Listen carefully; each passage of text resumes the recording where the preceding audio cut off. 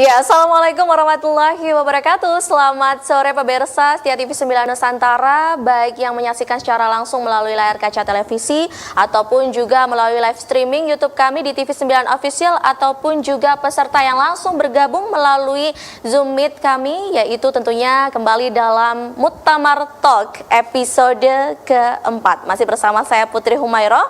Ya, kita tahu memang bahwa Nahdlatul Ulama memiliki paham keagamaan yang tawasud, yaitu moderat, tasamuh, toleransi, tawazun, seimbang, dan juga amar ma'ruf nahi mungkar. Dengan doktrin yang demikian itu tentunya senantiasa NU berpartisipasi dalam pembangunan melalui apa? Ya, salah satunya melalui jalan dakwah. Untuk itu pada Muktamar Talk episode keempat kali ini kita akan merangkainya dengan tema ruang baru dakwah Nahdlatul Ulama di tengah masyarakat Islam perkotaan. Saya tidak sendiri di sini, sudah bergabung bersama saya 3 narasumber kita yang luar biasa. Izinkan saya untuk menyapa satu persatu. Sudah bergabung bersama kami yaitu Kiai Haji Ali Masyhuri. Beliau adalah pengasuh Pondok Pesantren Progresif Bumi Sholawat Sidoarjo. Assalamualaikum warahmatullahi wabarakatuh, Gus Ali. Waalaikumsalam warahmatullahi wabarakatuh. Alhamdulillah, kabar baik nggih, Gus? Alhamdulillah. Alhamdulillah, luar biasa. Ini pasti para fansnya atau mungkin pecintanya Gus Ali pasti juga sudah bergabung ini, rindu berbincang secara langsung tentunya. Baik, selain ada Gus Ali juga bergabung pula, alhamdulillah. Tidak hanya ternyata ya virtual ini bisa mendekatkan yang jauh memang ya, yaitu ada Gus Nadir Syah Hussein, Rais Syuriah PCINU Australia New Zealand. Assalamualaikum warahmatullahi wabarakatuh, Gus Nadir. Waalaikumsalam warahmatullahi Putri. Alhamdulillah, kabar baik ya Gus Nadir. Lama ini nggak jumpa juga ini, Gus. Iya, alhamdulillah berkat doa semua Pak Kiai, semuanya sehat alhamdulillah. Alhamdulillah, baik. Ya, selain ada Gus Nadir, Gus Ali juga bergabung pula bersama kami Bapak Hasanuddin Ali. Beliau adalah CEO Alfara Research. Assalamualaikum Pak Hasan. Waalaikumsalam Mbak Putri. Alhamdulillah, kabar baik ya Pak Hasan ya. Alhamdulillah sehat semua, mudah-mudahan kita tetap sehat. Amin, amin, amin ya rabbal alamin. Ya, baik, jelang muktamar ya pastinya ini juga luar biasa sekali ya. Kita apalagi Nahdlatul Ulama ini adalah organisasi keagamaan yang memang terbesar di Indonesia, khususnya pasti juga menjadi sorotan. Kita bahas mengenai ruang baru dakwah NU di tengah masyarakat Islam perkotaan. Memang kalau kita lihat masyarakat kita kan ada terbagi, ada yang menengah ke atas, ada yang mungkin menengah atau menengah ke bawah dan sebagainya. Jalan menerima dakwahnya ini bermacam-macam, begitu kan? Ya, saya mungkin awali sebelum saya tanya tentang tantangan dan sebagainya, saya awali dari data terlebih dahulu ini ya. Saya ke Pak Hasan terlebih dahulu sebagai CEO Alfara Research. Sejauh ini kita juga ingin tahu ya, jangkauan dakwah ini kan ada macam-macam nih ya, kecenderungan masyarakat juga seperti apa. Kita juga ingin tahu nih, bagaimana Pak Hasan? Ya, terima kasih Mbak Putri. Jadi saya ingin menyapa Abah Gus Ali, mudah-mudahan sehat Gus. Alhamdulillah. Gus Nadir juga mudah-mudahan sehat selalu. Nah, kalau tadi Mbak Putri menanyakan soal data perkembangan warga NU berdasarkan hasil survei yang kita lakukan, kalau kita lihat survei yang dilakukan pada bulan Agustus 2019, warga NU, warga Muslim yang mengaku menjadi anggota NU itu 39,6% secara nasional. Ya. Nah, kalau kita pilah berdasarkan perkotaan sama pedesaan gitu ya, yang urban dan rural, maka ada temuan yang sangat menarik ya. Jadi warga NU yang di perkotaan ternyata jumlahnya cukup besar ya, 35,6% ya, 35,6%. Nah, sementara yang di desa itu 44,6%. Nah, sisanya kalau yang di perkotaan tadi 55,6% mereka mengaku tidak menjadi anggota ormas manapun. Ya tentu ini lebih besar dibanding yang di rural. Kalau di pedesaan yang tidak menjadi anggota ormas manapun itu 43,1%. Nah, dengan demikian Mbak Putri, kalau kita lihat tantangan yang kita hadapi, sebetulnya kita lebih banyak bicara soal bagaimana warga NU itu mampu menunjukkan eksistensinya di perkotaan. Kalau kita lihat secara ritual keagamaan saja, ini menarik, temuan yang sangat menarik menurut saya. Kalau berdasarkan ritual keagamaan, ternyata mayoritas warga kota itu melakukan ritual-ritual keagamaan ala Nahdlatul Ulama.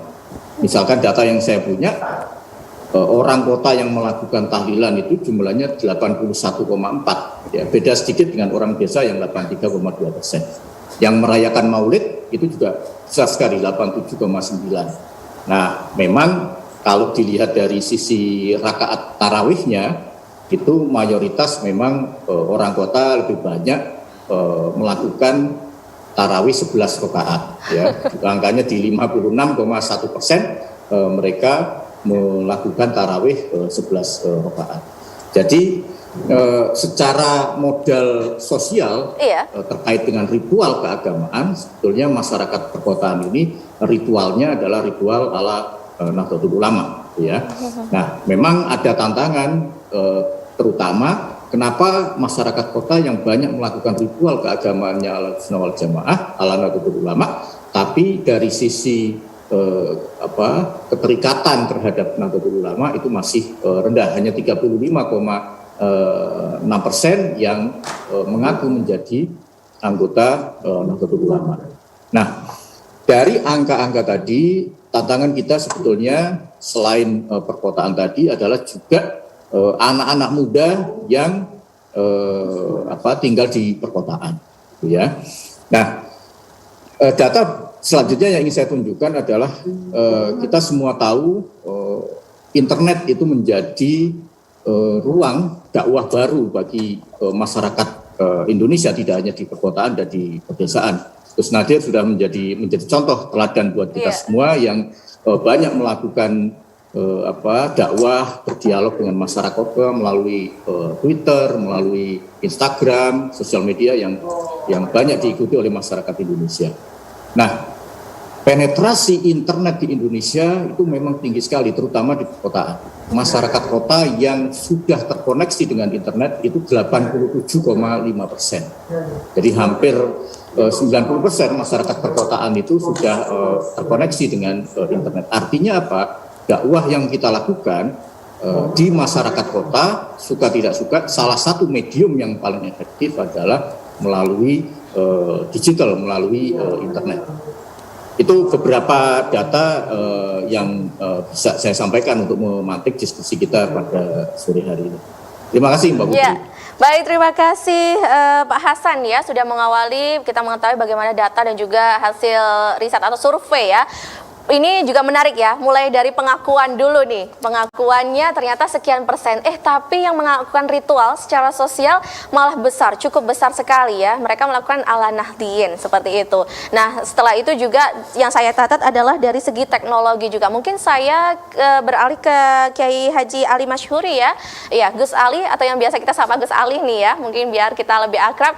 Gus Ali. Nah, lantas Gus Ali ini juga sebagai seorang tokoh agama yang memang sudah lama sekali ya, dan juga berada di perkotaan juga. Sebenarnya tantangannya sejauh ini menurut Gus Ali apa saja ini, Gus? Assalamualaikum warahmatullahi wabarakatuh. Waalaikumsalam warahmatullahi wabarakatuh. Alhamdulillah, alhamdulillah haqqa hamdih. Allahumma shalli ala sayyidina Muhammadin al-Fatih lima ughliqa wal khatim lima sabaq. Nasiril haqqi bil haqq wal hadi ila siratikal mustaqim. Wa ala ali haqqa qadrihi wa miqdaril azim. Yang terhormat Gus Nadir Hussein, mudah-mudahan senantiasa sehat. Amin. Saya selalu Mas Hasan, teman saya lama, Amin, amin. dan sukses para pemirsa TV9 di mana saja berada yang diberkahi Allah. Amin. Sebenarnya kita harus paham bahwa ciri masyarakat kota adalah patembayan, masyarakat desa paguyuban. Maka di dalam berdakwah, seorang dai tidak cukup pandai, harus cerdas, menggunakan metodologi dan pendekatan yang bisa diterima oleh mereka. Artinya, orang perkotaan butuh yang praktis, butuh yang simpel, tidak butuh berbelit-belit. Mubalik kita, para dai kita cukup banyak, tapi lemahnya sangat lemah di dalam metodologi. Artinya materinya banyak dimiliki, tapi metodologinya lemah. Sementara orang-orang lain itu materinya sedikit, metodologinya bagus. Maka yang harus kenali, satu, seorang dai, seorang pendakwah, seorang penceramah harus paham kondisi sosial masyarakat. Penting digarisbawahi, masyarakat kota adalah patung bayar, masyarakat desa adalah patung beban. Tentunya pendekatannya akan beda. Kita harus kembali kepada apa yang telah dicontohkan oleh Rasulullah Sallallahu Alaihi Wasallam, di mana telah diabadikan oleh Al-Quran, "Fabima rahmatin minallahi linta lahu, walau kunta fadlan lam faddu min hawli fa'fu anhum wastaghfir lahum wasawirhum fil amri fa idza azamta fatawakkal 'ala Allah innallaha yuhibbul mutawakkilin." Ayat ini dapat diambil pelajaran bahwa Rasulullah Sallallahu Alaihi Wasallam merupakan satu-satunya pemimpin. Ini bahasa menunjukkan makna.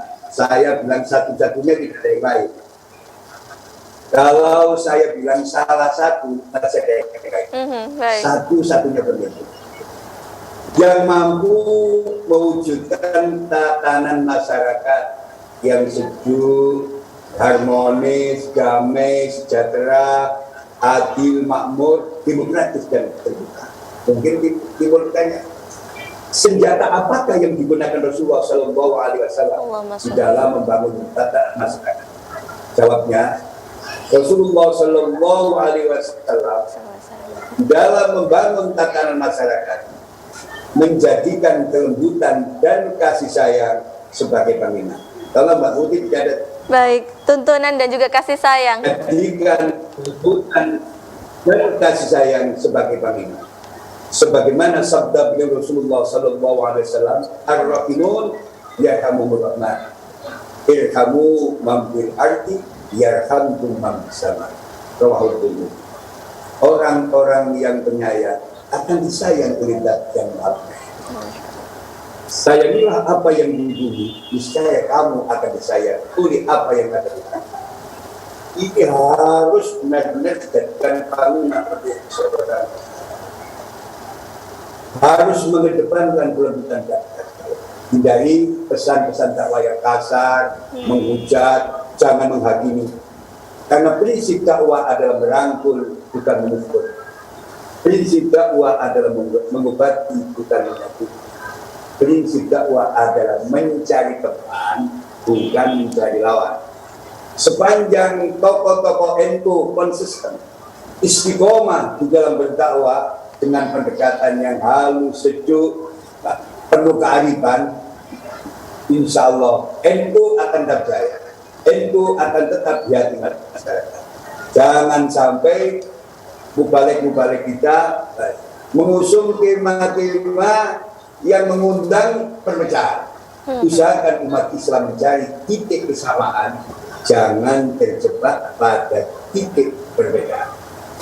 Hindari membahas-bahas khilafiyah, hindari banyak merugikan dari manfaatnya. Bila edukasi, bila pendekatan akhlak tentang tauhid, itu lebih manfaat dakwahlah dengan santun dan sejuk. Insya Allah bila nasihat itu keluar dari hati akan mudah memasuki hati orang yang nasihat. Mudah-mudahan apa yang saya sampaikan ini senantiasa dijadikan nilai tambah, itu semakin jaya, itu semakin berkembang karena cerdas di dalam melakukan dakwah di tengah-tengah masyarakat. Kedua, sudah tidak bisa dipungkiri lagi, merupakan keniscayaan warga NU harus menggunakan, Masya Allah, pendekatan-pendekatan digitalisasi. Sudah zamannya. Setiap orang ada zamannya. Setiap zaman ada orang. Ini era digital. Bukan konvensional zaman sahabat lagi. Orang NU jangan sampai gaptek. Masya Allah, tidak mengerti teknologi, tidak mengerti aplikasi. Harus mampu menggunakan akses internet, harus menggunakan, Masya Allah, jejaring, Masya Allah, Twitter, dan lain sebagainya. Supaya apa? Jangkauan dakwah NU bervariasi, bukan pada satu segmen tertentu, tapi menyebar dalam segala tingkatan. Mudah-mudahan manfaat dan berkah. Jayalah NU, jayalah negeriku, jayalah bangsaku. Cukup. Iya, memang saya rasa juga Gus Ali juga sudah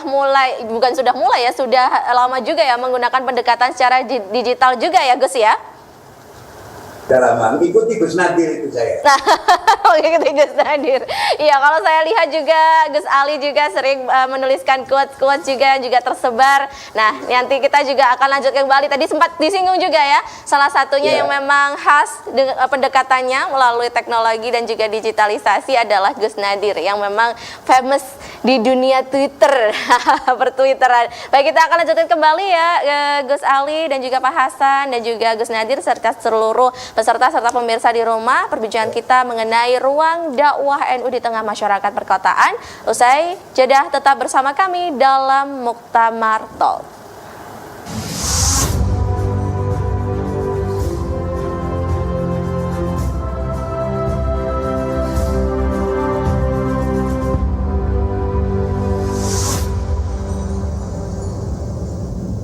Terima kasih Anda kembali menyaksikan Muktamar Talk episode keempat, membahas mengenai ruang baru dakwah NU di tengah masyarakat Islam perkotaan. Masih bersama saya Putri Humairo dan juga 3 narasumber kami.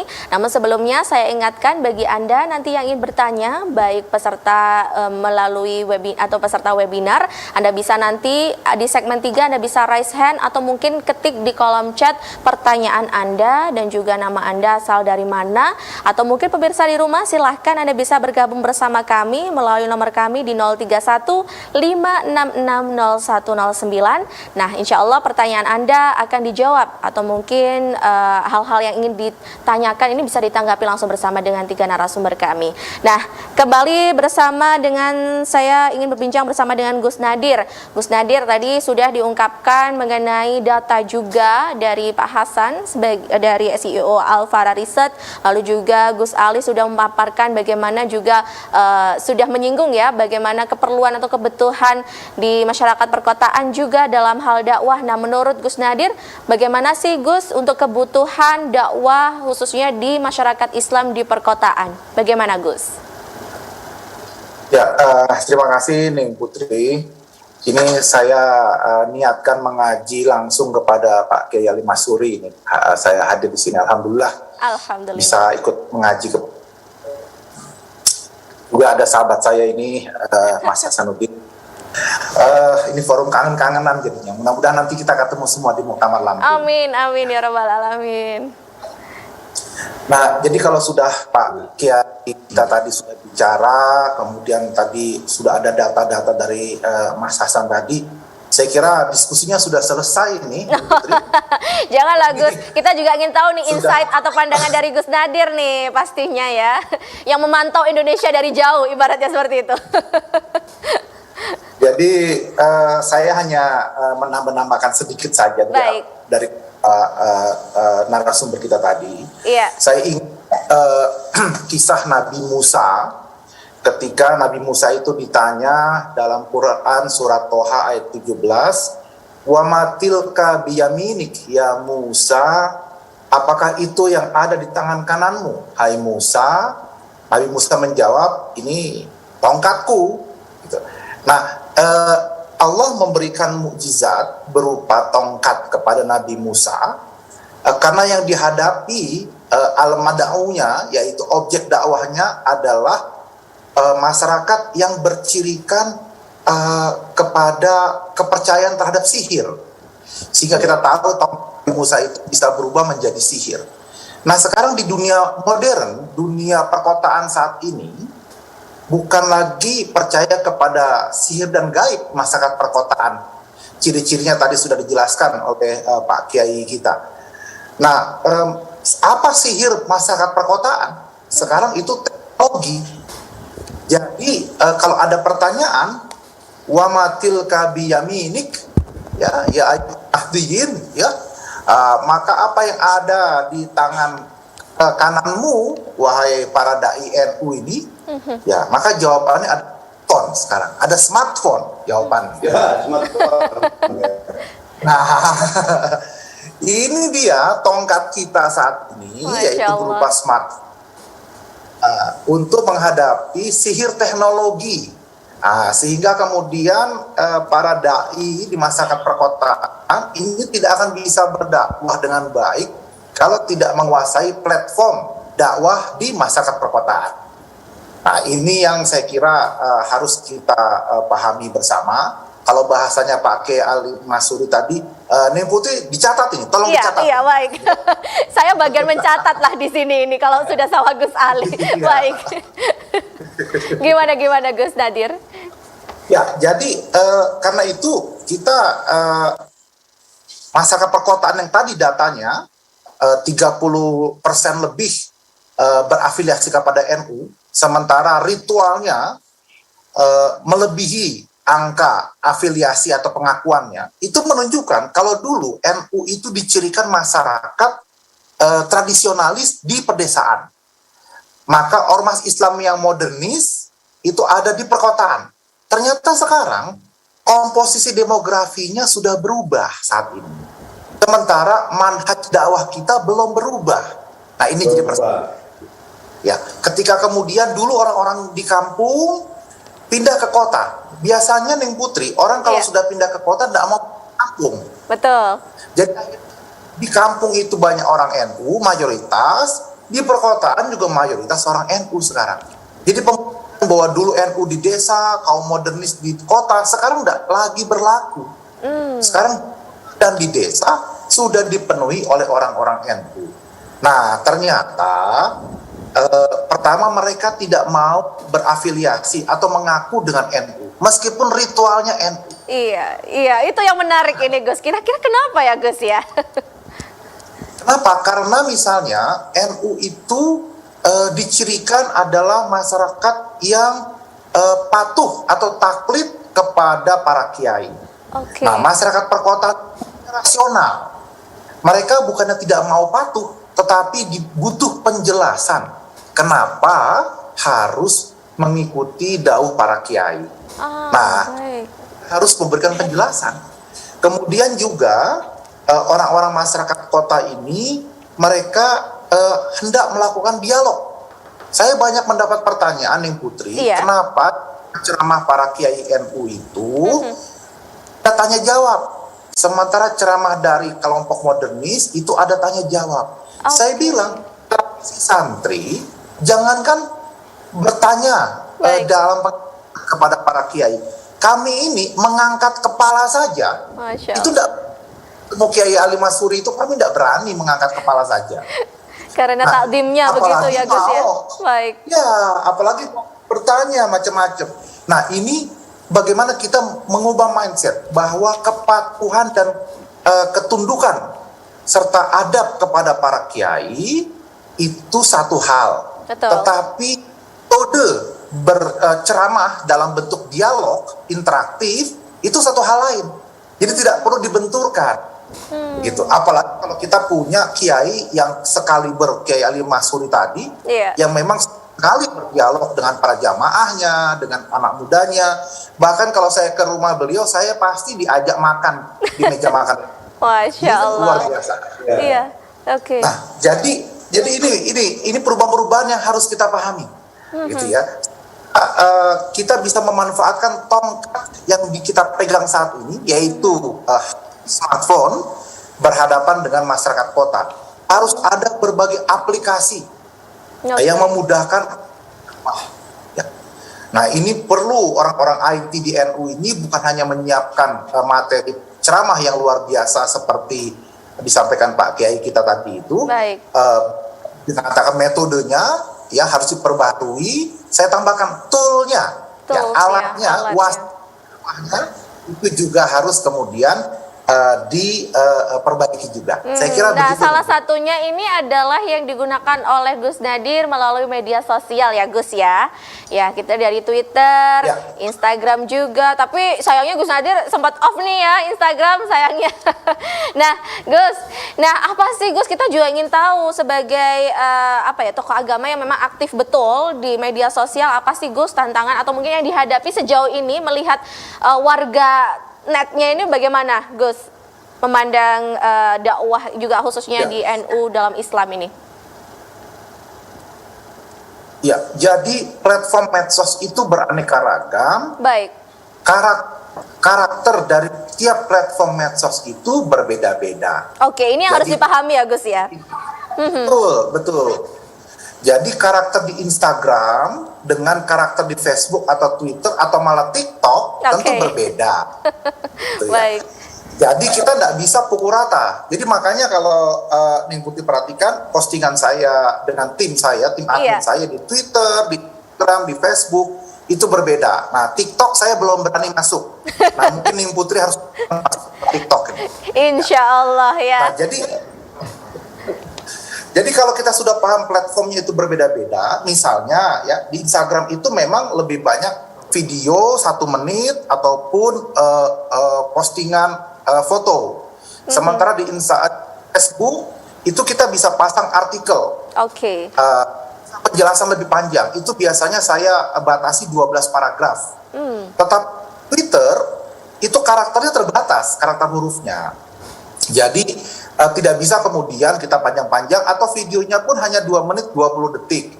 Nah, kalau misalnya Pak Kiai kita mau bikin video di Instagram yang 1 menit atau di Twitter 2 menit 20 detik, tetapi iftitahnya saja sudah 3 menit, ini nggak bisa.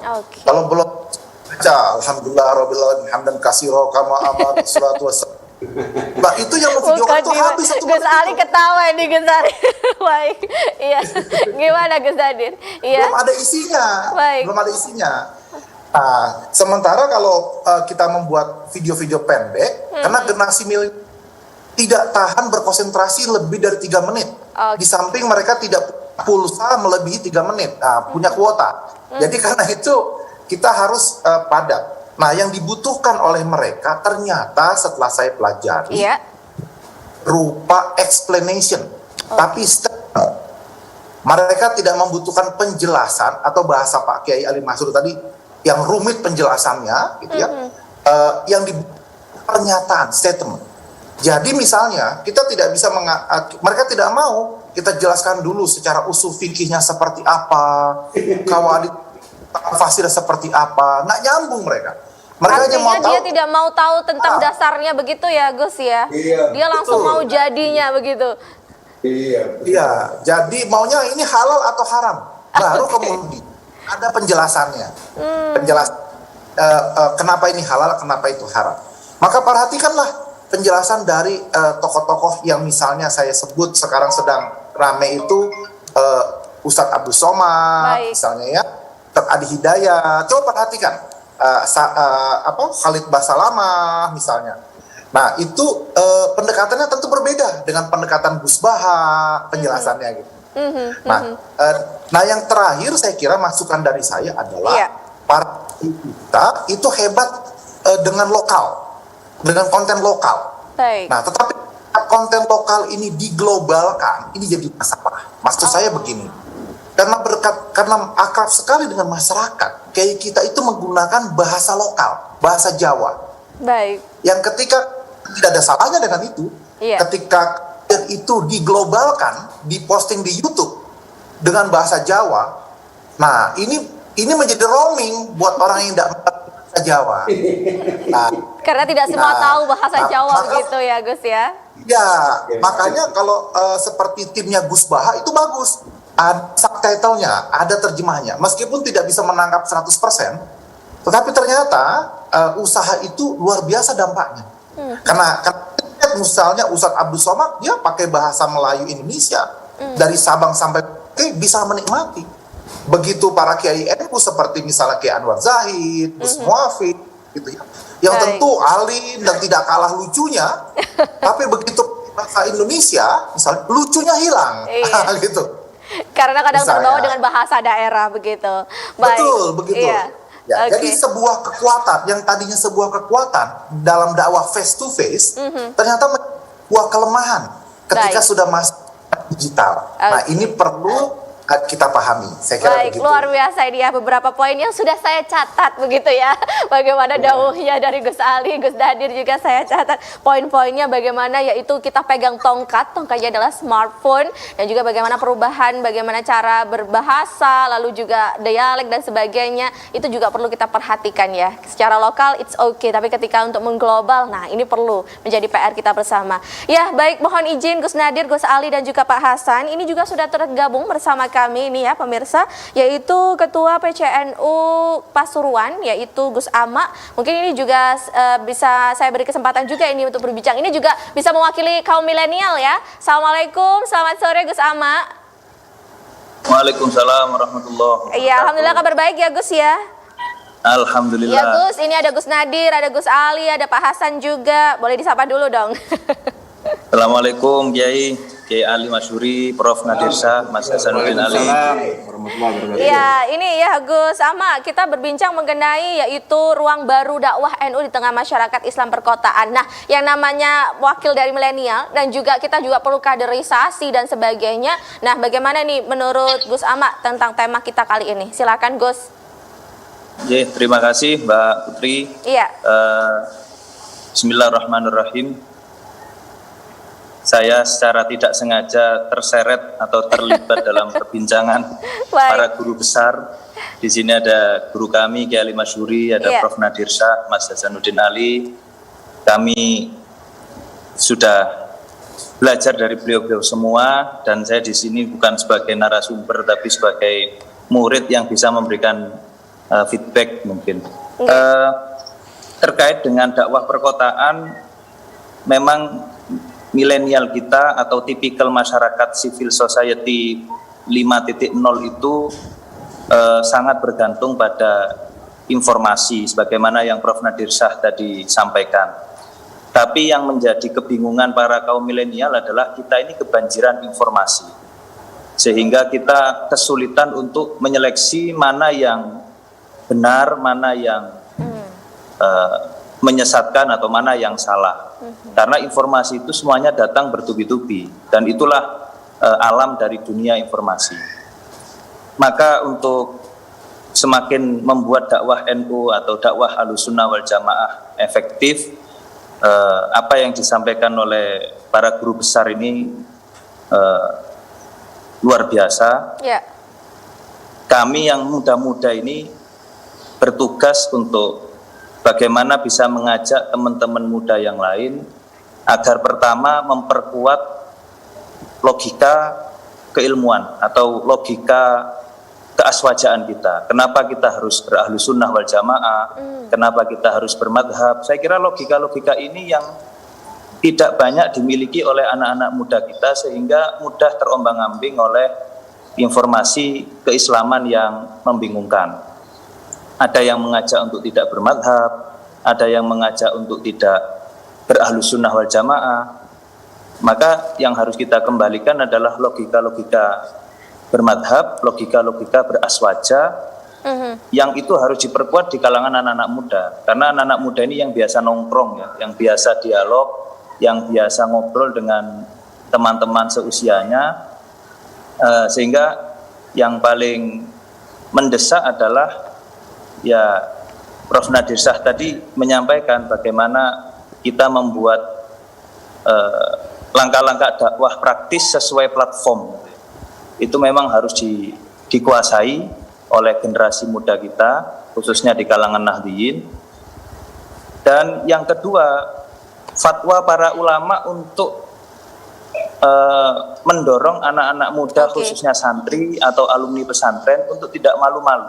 Karena begini, saya sendiri sebagai santri itu kadang-kadang bingung antara dakwah yang bagaimana yang benar. Kalau melalui medsos ini masuk riya atau tidak ya, gitu ya. Masuk tidak tawadhu atau gimana? Kan ini kadang membingungkan kita. Jadi tawadhu di tempat yang tepat, menjaga tidak riya di tempat yang tepat. Ini juga kadang membingungkan kaum santri, sehingga mereka kadang-kadang tidak berani muncul di dunia media sosial. Jadi padahal ada ketidakpercayaan diri begitu ya Gus ya? Nah, jadi apa ya? Kadang-kadang karena alasan tawaduk dan zuhud nggak mau muncul. Baik, iya Gus. Gus, ini kita juga ingin tahu Gus sebagai salah satu yang juga mewakili Ketua PCNU Kota ya Gus Ama ya. Nah, pengalaman PCNU Kota Pasuruan kita khususnya ya di Kota Pasuruan ini dalam berdakwah untuk di perkotaan bagaimana sih Gus sejauh ini? Jadi kalau kita melihat masyarakat perkotaan sebenarnya yang harus diperkuat adalah pride ya atau kebanggaan. Menjadi warga NU itu harus punya ya pride tadi. Kita harus memberikan pride kepada orang-orang yang mau ber-NU. Maka kita harus kemas dengan packaging bagaimana NU itu tampil menarik dan memang bisa dibuat gengsi-gengsian lah kira-kira begitu ya. Karena memang tipikal perkotaan butuh pride tadi. Baik. Pride yang itu menjadi kebutuhan manusia zaman milenial sekarang. Sehingga ketika mereka tidak menemukan apa sih kerennya di NU, maka ya mereka akan mencari yang lain yang lebih keren. Karena kesannya NU kolot kah atau bagaimana tuh? Nah, ya yang tadi disampaikan Prof. Nadir Shah itu kan sudah menggambarkan. Atau mungkin ini jangan-jangan ada kaitannya dengan riset dari Alfara Riset juga ya, pengakuan. Bisa jadi. NU juga sedikit juga. Bagaimana nih? Ya, jadi memang harus membuat orang terlihat keren dengan ke-NU-annya. Itu butuh strategi-strategi khusus di perkotaan. Makanya kami juga pernah mencoba membuat daurah muslim milenial. Kita package, kita kemas dengan membahas keislaman, kepemimpinan, dan keindonesiaan. Jadi packagingnya harus menarik, modern, dan canggih gitu ya. Itu menarik orang-orang perkotaan untuk ternyata di NU itu keren gitu. Ya itu harus ditumbuhkan terus. Saya kira itu, Mbak. Ya baik, terima kasih Gus Ahmad. Tadi juga sempat ada pertanyaan ya, mungkin ya sedikit pertanyaan kepada narasumber yang lain. Ini gimana nih kebingungan para santri juga, ada alasan saya harus tawaduk dan sebagainya. Namun sebelum saya berganti atau berlanjut ke narasumber lain, saya mengingatkan atau menginformasikan kepada seluruh pemirsa di rumah yang ingin berbincang secara langsung, Anda bisa bergabung bersama kami melalui link meeting ID Zoom sebagaimana yang sudah tertera di bawah saya ini dengan passcode yaitu Muktamar NU. Silakan nanti Anda bisa bertanya secara langsung ini ya, bisa bertatap muka secara virtual tapi ya, bersama dengan beberapa narasumber kami. Silakan, atau mungkin Anda yang sudah bergabung melalui Zoom meeting, Anda bisa raise hand nantinya di segmen sebelumnya. Nah, di segmen selanjutnya maksudnya ya. Ya, saya bergeser mungkin ke ini ya, Pak Hasanuddin Ali. Pak Hasan, sebagai juga ya tadi kita udah tahu beberapa selain mengenai pengakuan dan sebagainya. Lantas ini ya, yang namanya organisasi ini macam-macam, cara berdakwah juga macam-macam. Nah, menurut data juga sejauh ini yang dicintai, yang disukai oleh masyarakat bagaimana ini menurut survei ini Pak Hasan? Ya, terima kasih Mbak Putri. Sebelumnya saya ingin menanggapi tadi yang disampaikan oleh Gus Ali dan Gus Nadir, yaitu memang dari survei yang kita lakukan, masyarakat Muslim perkotaan itu membutuhkan hal-hal yang praktis gitu. Jadi sebagai contoh ya, ilmu agama apa sih yang Anda butuhkan? Ternyata mayoritas itu lebih banyak soal ilmu fikih. Ya, ilmu fikih, tata cara sholat, tata cara wudhu yang benar, kemudian juga tata cara sholat Idul Adha, Idul Fitri dan lain-lain. Nah, informasi dan dakwah itulah yang kemudian dibutuhkan oleh masyarakat perkotaan. Dan memang betul kalau kita bicara fikih ya bicara boleh, tidak boleh, sunnah, bid'ah dan seterusnya. Nah, kemudian juga masyarakat perkotaan karena dia sudah bergaul dengan banyak komunitas yang lain yang sangat heterogen, maka seharusnya memang kita harus mengikuti selera mereka. Ya, suka tidak suka kita harus mengikuti selera audiens yang kita sebagai target market. Nah, ada satu kredo di dunia marketing yang sangat terkenal, yang sering banyak disampaikan oleh pakar-pakar marketing, bahwa content is the king, but context is the winning formula. Bahwa konten itu memang penting, ya. Artinya kita bicara konten kan kita bicara keilmuan kita yang sudah sangat baik. Tapi untuk memenangkan di pasar, yang justru harus diperkuat adalah dari sisi konteksnya.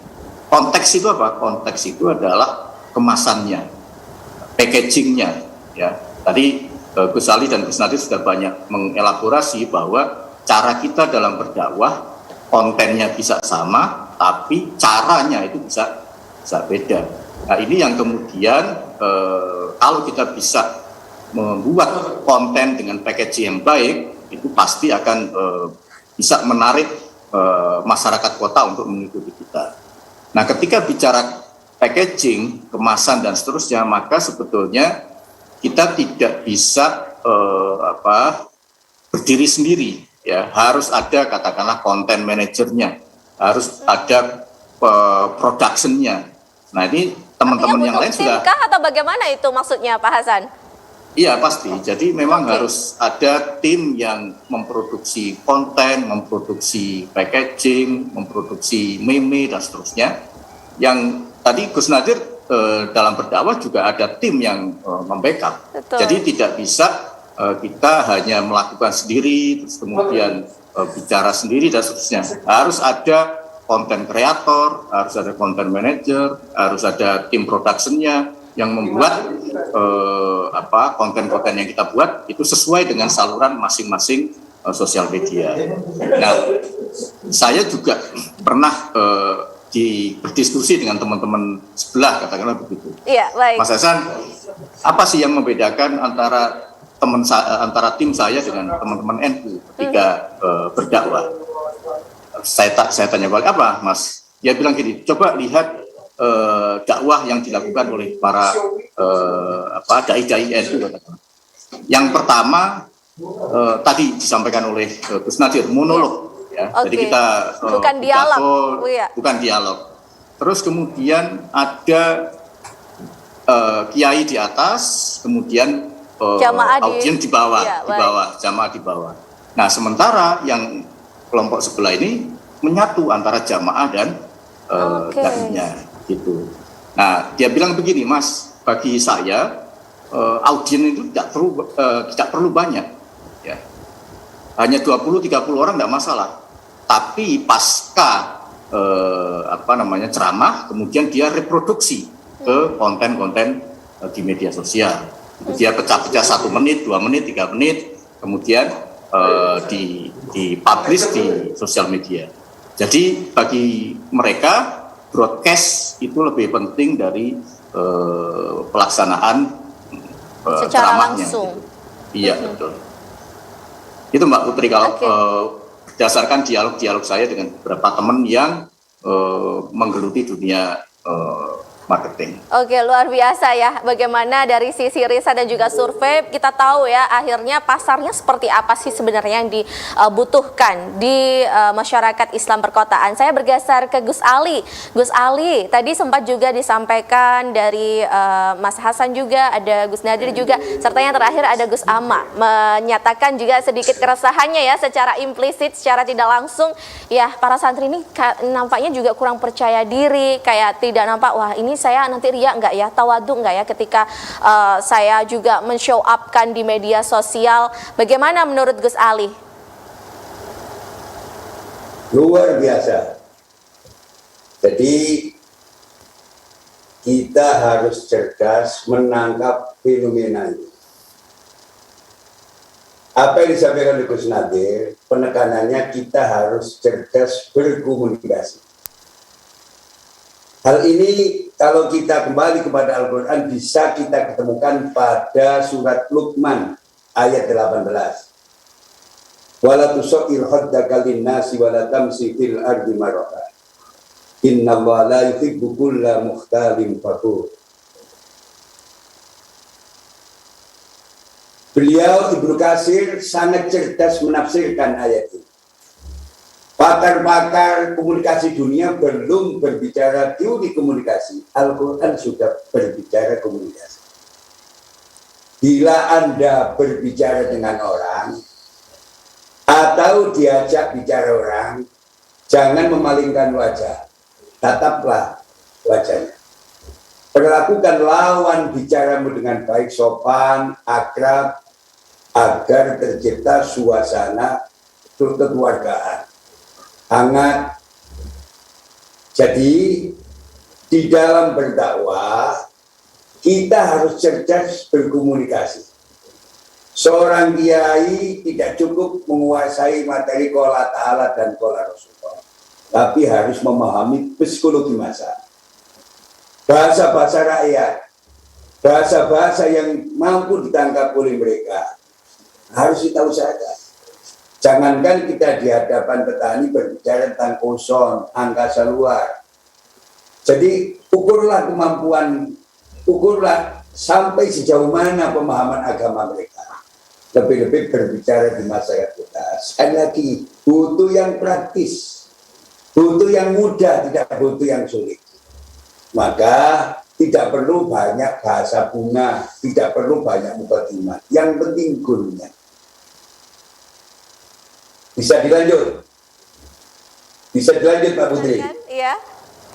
Seorang kiai, seorang mubalek harus cerdas berkomunikasi.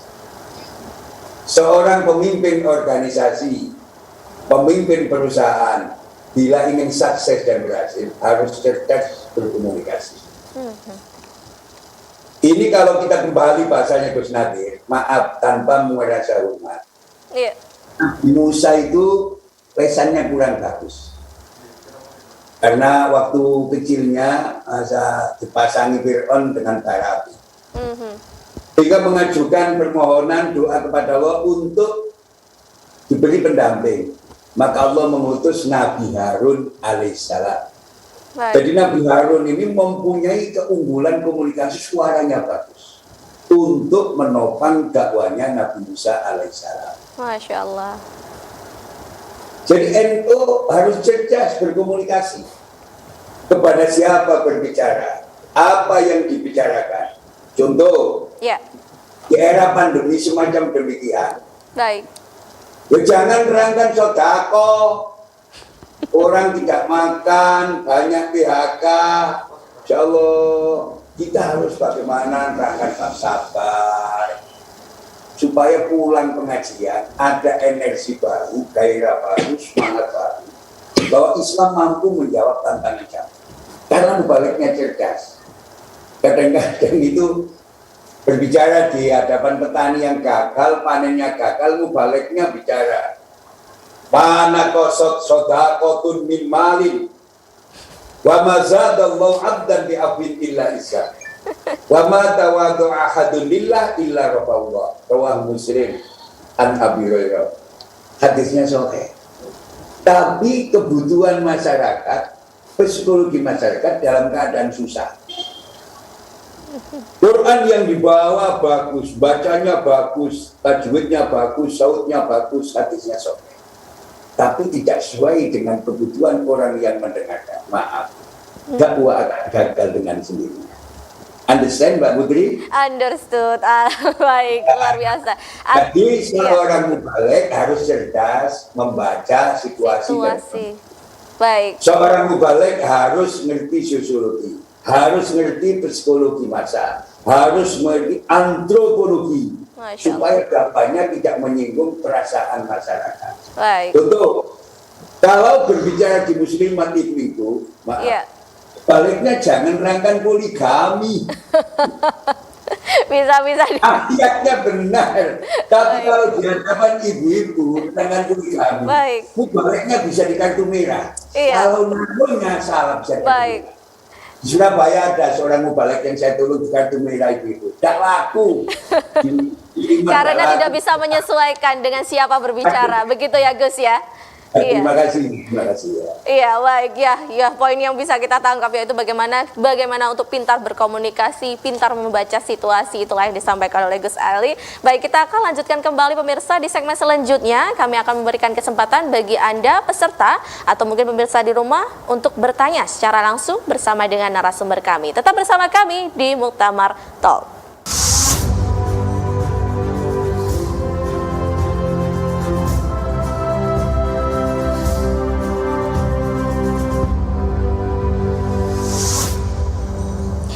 Ya, ruang baru dakwah NU di tengah masyarakat Islam perkotaan masih kita bahas dalam tentunya Muktamar Talk episode keempat kali ini.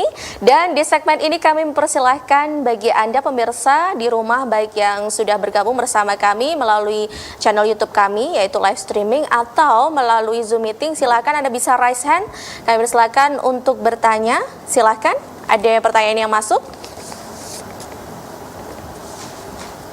Oke, baik. Sambil menunggu pertanyaan yang masuk, mungkin saya bergeser ke... Baik, ada penanya? Ya, silakan saya persilahkan untuk bergabung. Silakan sebutkan nama dan juga asal dari mana.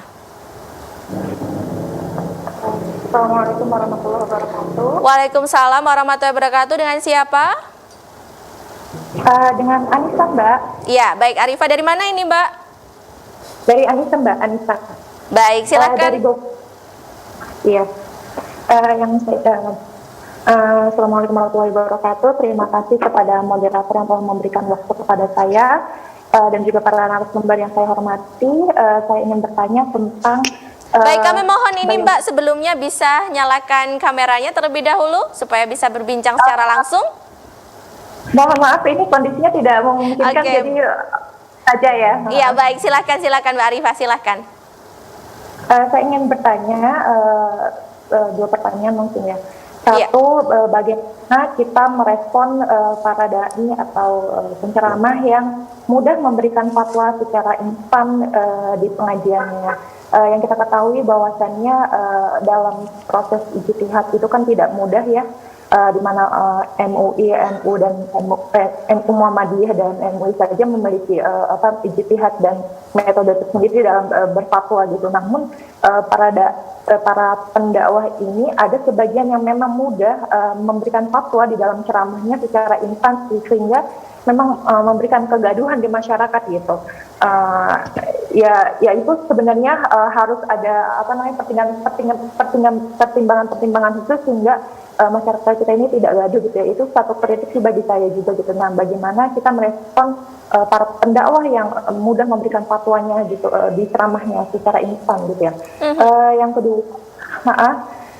Yang kedua, saya sebagai mungkin sebagai anak milenial ya yang merasakan bahwasannya dakwah itu lebih para anak muda itu memang menginginkan dakwah yang interaktif gitu, yang benar tadi kata Gus Nailul bahwasannya kita tidak menyukai dakwah yang monolog tapi dialog gitu. Karena memang di masyarakat perkotaan sendiri merasakan bahwa pengajian itu sekaligus tempat wisata gitu Mbak. Jadi bagaimana kita ketika kita menemukan pengajian yang monolog, kita mau tidak mau kan harus tetap adapt gitu ya, harus membiasakan diri. Nah, bagaimana ketika menghadapi situasi seperti itu, ada yang monolog, ada yang dialog, namun kita tetap niat untuk mengaji gitu. Itu aja. Terima kasih. Assalamualaikum warahmatullahi wabarakatuh. Waalaikumsalam warahmatullahi wabarakatuh. Terima kasih Mbak Arifah ya. Monggo yang bisa yang ingin mengetahui silahkan, mungkin Gus Nadir terlebih dahulu. Monggo silakan Gus Nadir.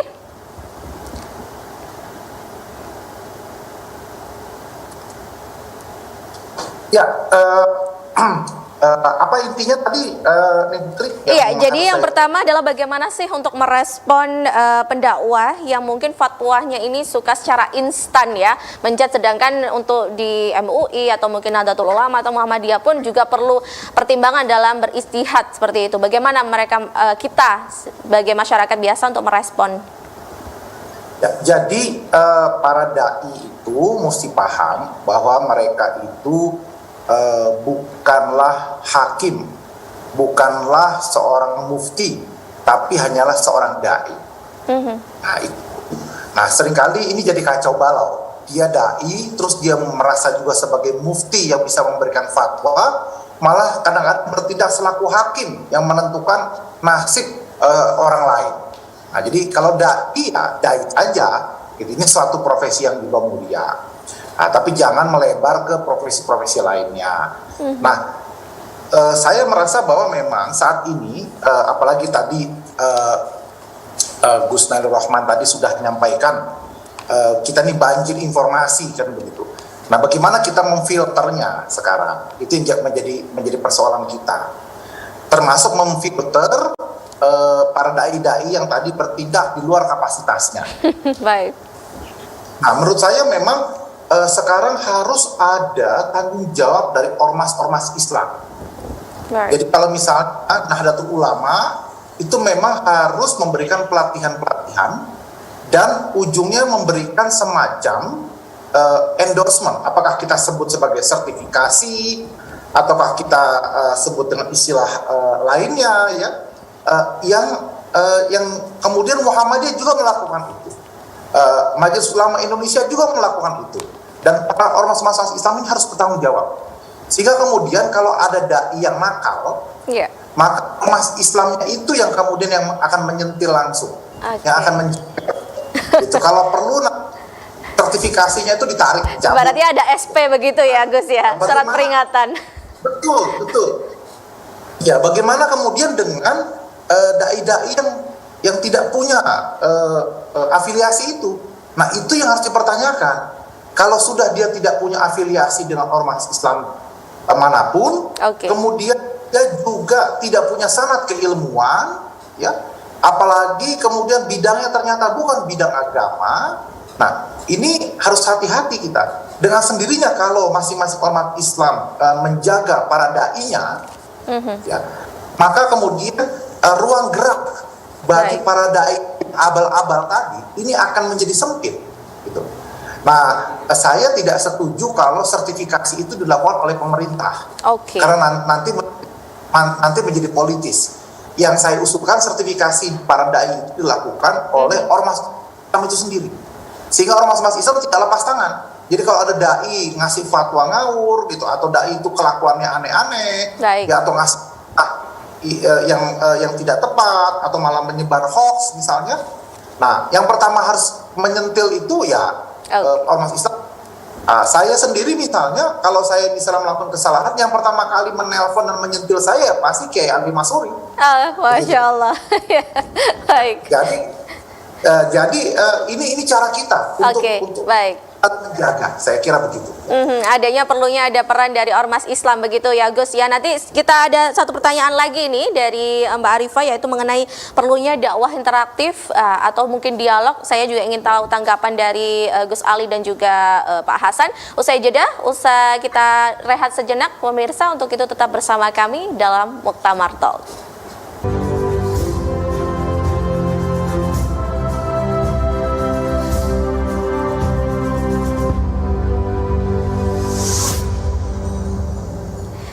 Baik, terima kasih Anda masih bergabung bersama kami dalam Muktamar Talk episode keempat, masih membahas mengenai ruang baru dakwah Nahdlatul Ulama di tengah masyarakat Islam perkotaan. Ya, di segmen sebelumnya tadi ada satu penanya yang sudah masuk dan mungkin bisa langsung ditanggapi ini ya, bersama dengan saya ke Mas Hasan terlebih dahulu. Mas Hasan, bagaimana ya Mas Hasan, tadi sempat disinggung mengenai adanya dialog interaktif, perlunya dialog, maksudnya adalah ceramah yang dialog bukan monolog. Menurut Mas Hasan seperti apa sih sejauh ini? Dan mungkin ini juga bisa diselipkan sekalian ya, titip ke Muktamar nanti, apa yang perlu dibahas atau mungkin dipertimbangkan kembali di Muktamar NU nantinya di Lampung. Silahkan Mas. Ya, jadi yang pertama adalah bahwa kita harus membagi segmen, ya, baik segmen audiens jamaah, juga segmen para dai. Ya. Tentu dialog interaktif itu lebih pas bagi para dai muda yang masih memiliki energi yang luar biasa, yang besar untuk melayani pertanyaan dari para jamaah gitu ya. Sementara kiai-kiai yang sepuh, yang senior ya kita tempatkan pada porsi yang sekarang sudah ada ya, ceramah di depan umum dan seterusnya. Itu yang pertama. Nah, berikutnya adalah terkait dengan dulu saya pernah mengusulkan kepada pada saat Munas di NU gitu ya, agar para pengurus cabang atau pengurus wilayah ini membuat pusat pelayanan keagamaan di masing-masing wilayahnya. Jadi kita memposisikan kantor cabang, kantor wilayah, kantor PC dan kantor wilayah NU di daerahnya masing-masing itu menjadi tempat bertanya masyarakat terkait berbagai problematika kehidupan keagamaan di tempatnya masing-masing. Orang mau nyari ustadz ke situ, orang mau nyari informasi tentang dai dan seterusnya, mau bayar zakat, itu bisa dilayani di kantor cabang, kantor PC atau kantor di PW masing-masing. Nah, itu dalam rangka mendekatkan kembali jamaah dengan jamiah. Nah, kalau itu bisa dilakukan di daerah masing-masing, itu akan menjadi energi yang luar biasa agar masyarakat kita, jamaah kita itu semakin dekat dan merasakan kehadiran Nahdlatul Ulama di tengah masyarakat.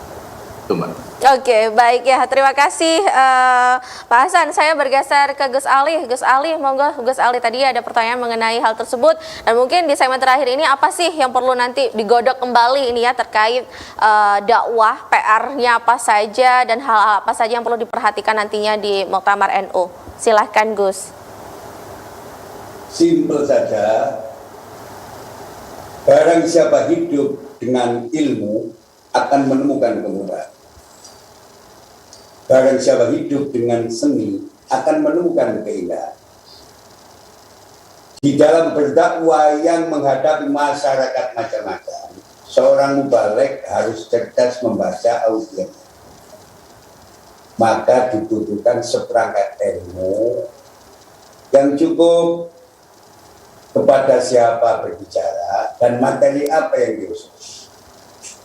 Jadi yang penting dibawa ke muktamar, usahakan umat Islam berusaha mencari titik kesamaan.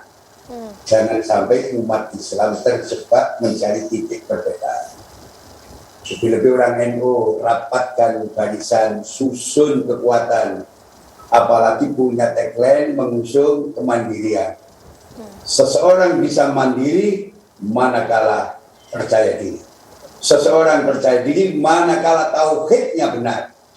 Jangan percaya seorang yang punya kemandirian manakala tauhidnya melenceng. Mudah-mudahan NU semakin jaya.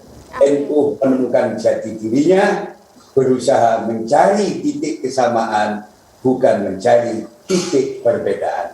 Satukan langkah, rapatkan barisan untuk mewujudkan izul Islam wal muslimin di tengah-tengah masyarakat. Assalamualaikum warahmatullahi wabarakatuh. Waalaikumsalam warahmatullahi wabarakatuh. Amin, amin. Carilah titik kesamaan, bukan titik perbedaan. Luar biasa. Terakhir, silakan Gus Nadir.